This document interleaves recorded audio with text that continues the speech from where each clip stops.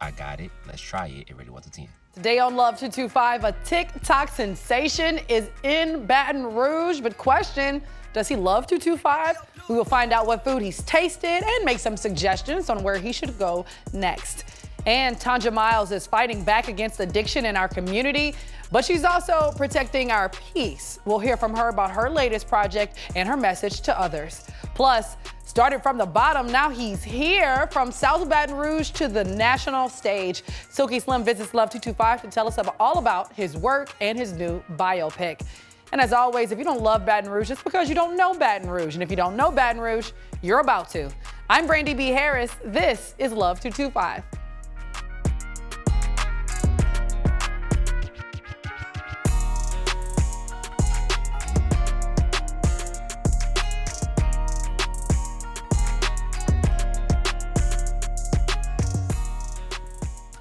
Well, welcome back to our favorite show where we love on the capital city. If you haven't heard, viral TikTok food critic Keith Lee is on his food tour and he's stopping in Baton Rouge. From the mayor to the local media, he's been overwhelmed because we have been overwhelming him with suggestions of our favorite local eateries, and now we know the first place that he visited. Sorry, she just ran to the side of the car. It's people running to the car and honking the horn as we speak. Keith Lee has landed. From the mayor to multiple news outlets. And Baton Rouge is a smaller city, so the whole city, in my opinion, is on 10, is on high alert. And his first stop was Fork and Spoon on Brightside Drive. I got it. Let's try it. It really was a 10. He tasted several items on the menu, giving his reviews. A maple bacon berry toast, banana berry French toast, braised beef grits with soft scrambled eggs, and a plate of loaded grits. And for the owner, Kristen Abshire, the impact has been swift. This is literally life-changing. Like, you coming here in general, whether you like the food or not. And she says the Keith Lee effect is real. It's going to be a lasting impact, not just the next couple of days. I think that when people try the food, they tell their friends, they tell their friends, and it's just like a domino effect from there. So I think we'll continue to see business from this. Of course, we will keep you posted right here on Love 225 and WBRZ after Keith Lee's stop in Baton Rouge, and we'll tell you all about the impact that he's had on some of our local restaurants, some of our favorites. Shout out to Calvin over there at Smoke Bayou. He's been getting overwhelmed with tags and posts and comments and people trying to get Keith Lee to come visit his restaurant. And of course, Calvin, good friend of Love 225 here. And speaking of Love 225, when we come back, we've got a very special interview with an activist and now documentarian. Arthur Reed, aka Silky Slim, is here in the building, and we'll also get a big preview of his new biopic, plus a special performance later in the show from the one, the only Lady Vee. You do not want to miss it. We've got all that and more right here on Love 225.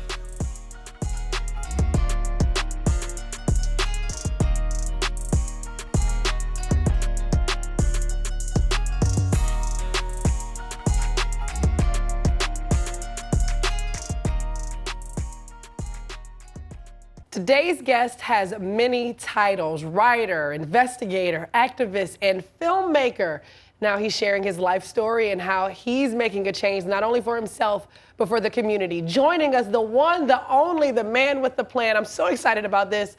Arthur Silky Slim Reed. Hey. Thank you so much for joining us on Love 225. Thank you. It's been one of my biggest desires to Yeah, see you have brought it up, and I'm humbled by the idea that you even knew about it, because you are such a big deal. I have been following you. I've been following your journey for some years now. I think I told you a few weeks ago, the first time I ever got a chance to meet you was out at a protest, which really just a sentiment to, you know, all the work that you've been doing. So talk to me about this journey you've been on.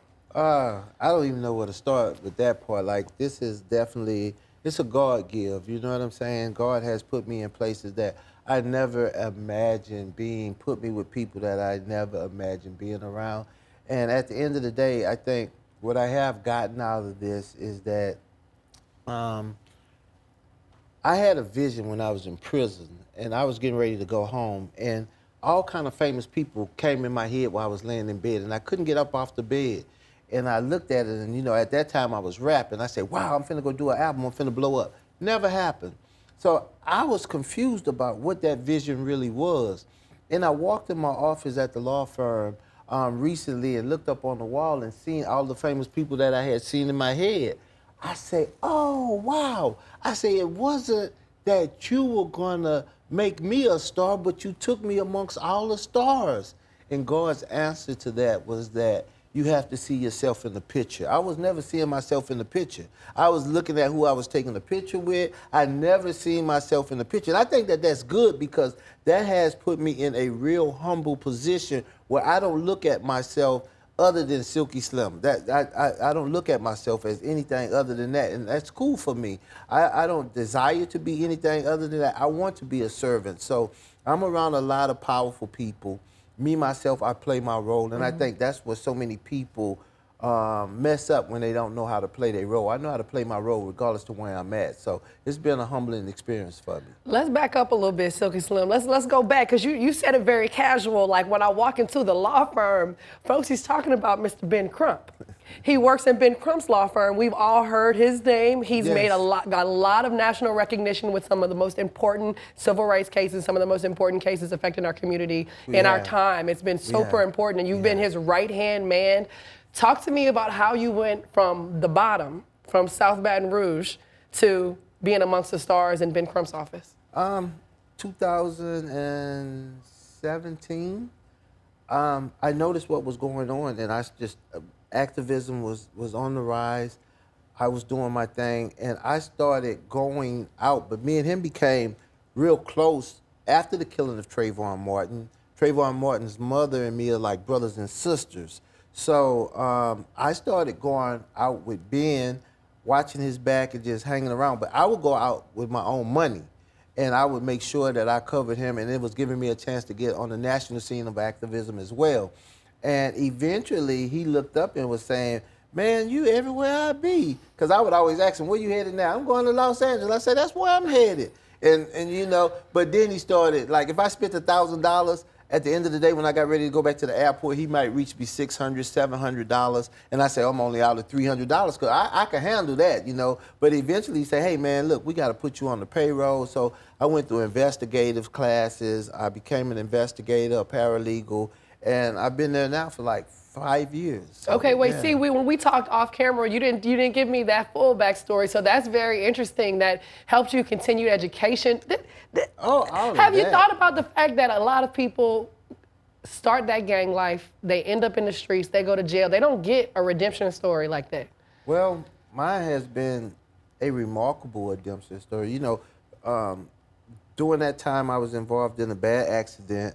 I lost all of my friends in that accident that was with me, and it was like God gave me signs of what was to happen. I stopped in El Paso, Texas, voice in my head, look at that sign. I look at the sign, there's a car all crumbled up on the billboard. Everybody wore a seatbelt, I put my seatbelt on, everybody else took it for a joke. They not here.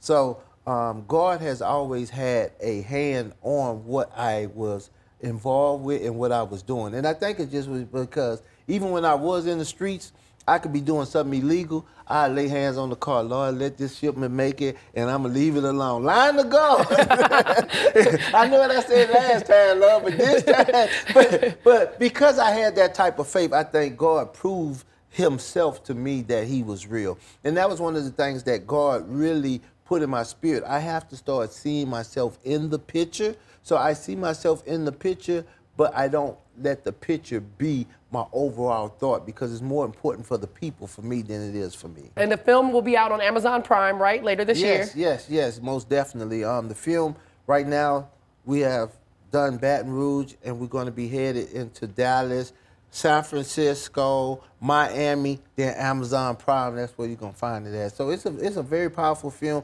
It's a story of redemption. It's a story of transformation. It's so many things that's tied into this film.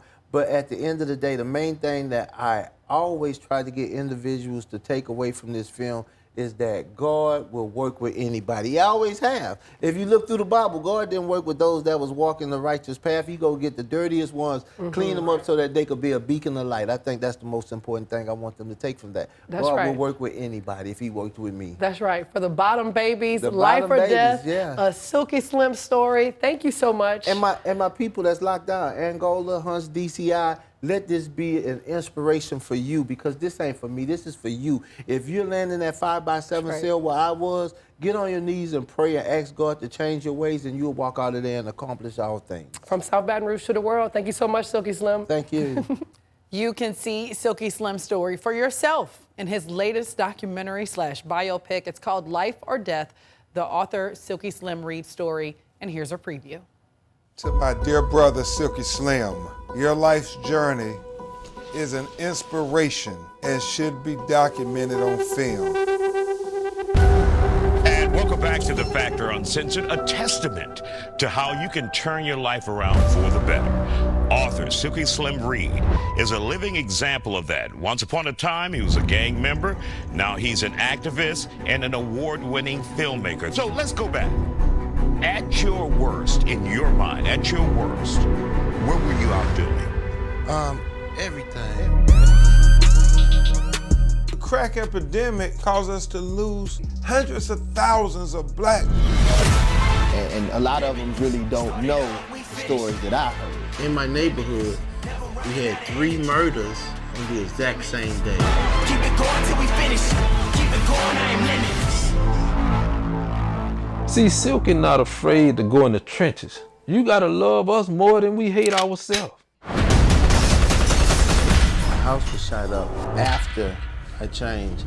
AK-47 bullet hit this Quran. Woke up this morning, I'm blessed. The faith has never wavered. The bravery to stand on the front lines. Some of us rather die on our feet than live on our knees. Justice for AJ! From the trap house to the White House. From the trap house to the White House. Well, Life or Death, the author Silky Slim reads story, will be available on Amazon Prime this fall.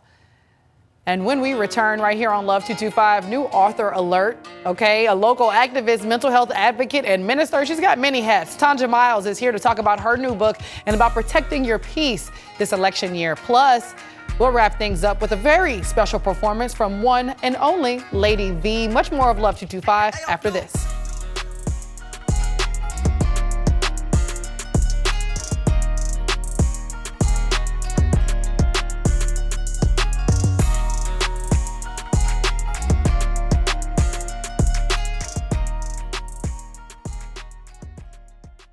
Woo-sa. Yes, protecting your peace. It's a phrase we've heard a lot of lately, and it's something we should all be practicing, especially during an election year. And our next guest has a book out right now that helps you find tranquility during some tumultuous times.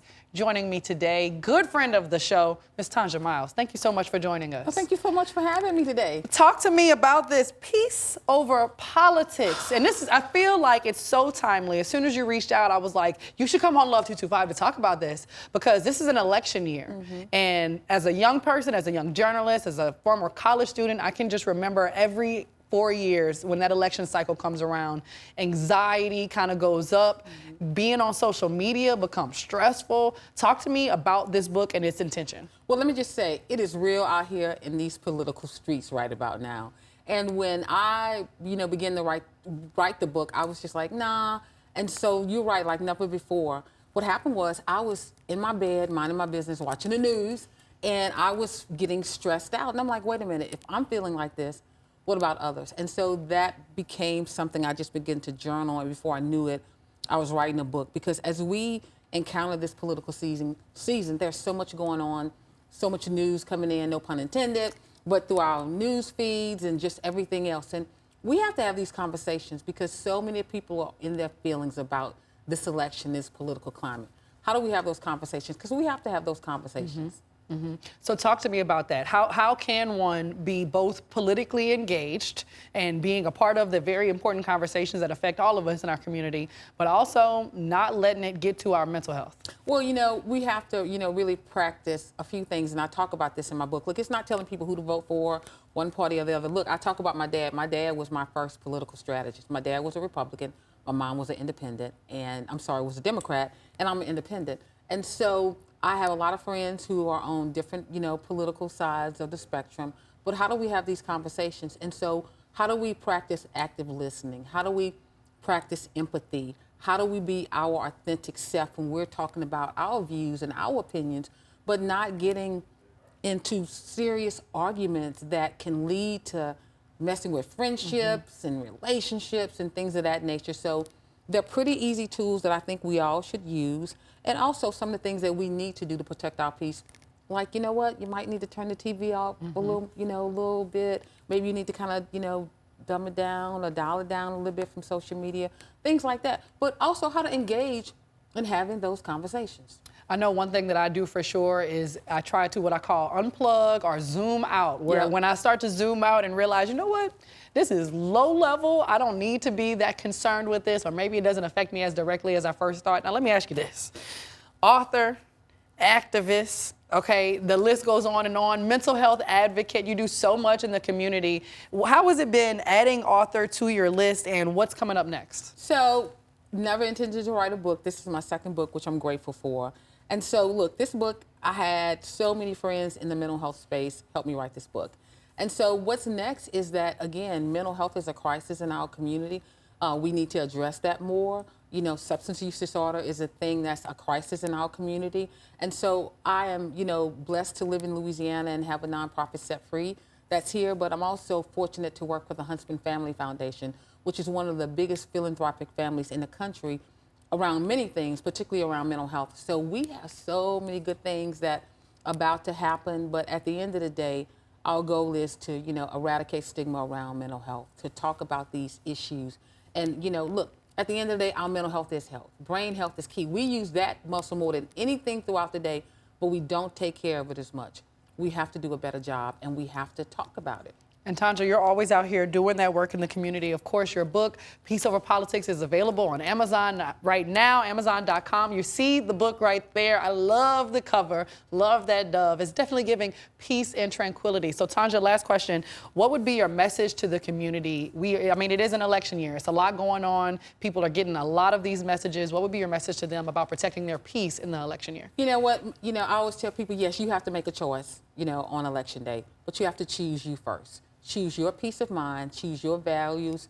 You have to do it because it's so much. And look, we have not seen anything yet. It's going to be a little bit more challenging. And so we have to go into this knowing it, but we also have to go in it knowing that our peace matters and you have to do your civic duty. But the best duty you can do is for yourself. That's right. You only get one life to live. Nobody has to live it but you. That part. Thank you so much, Tonja. Peace Over Politics, available right now on Amazon.com. You see it right there on your screen. Thank you for stopping by. And with that, we'll be right back.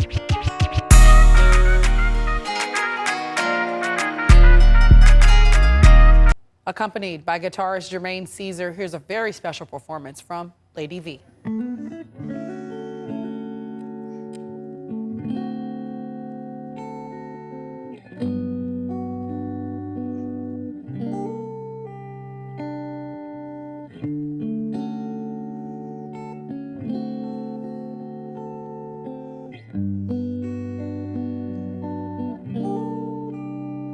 I feel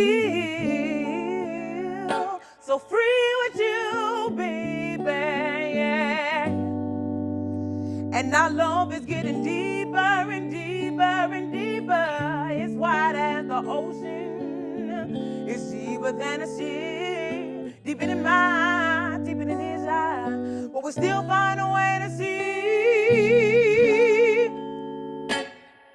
When neither one of you can see it's coming, that's what you call love. Had to step about it, made me think about it, made me take my toxic traits about it. Yeah.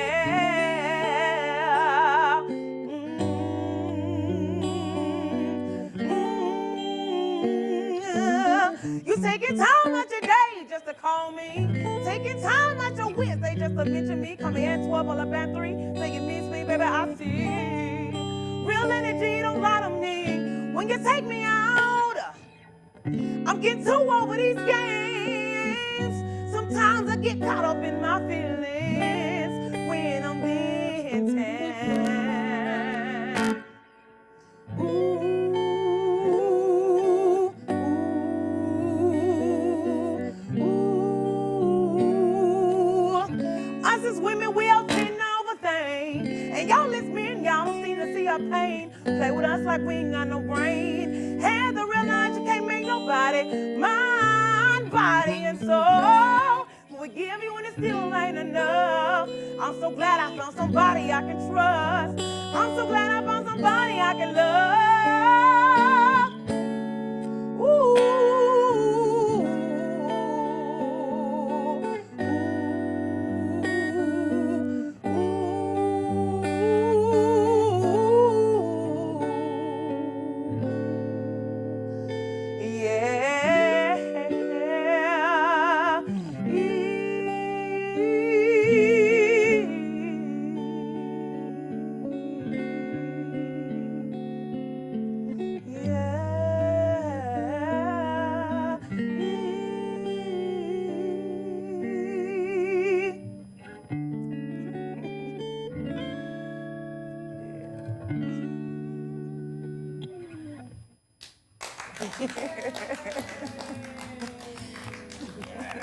P.S. We've got something very special here in South Louisiana. Go like, follow, and share the Love 225 show on social media. And make sure you follow me as well at Brandy B. Harris TV, because we have so much more we want to share with you.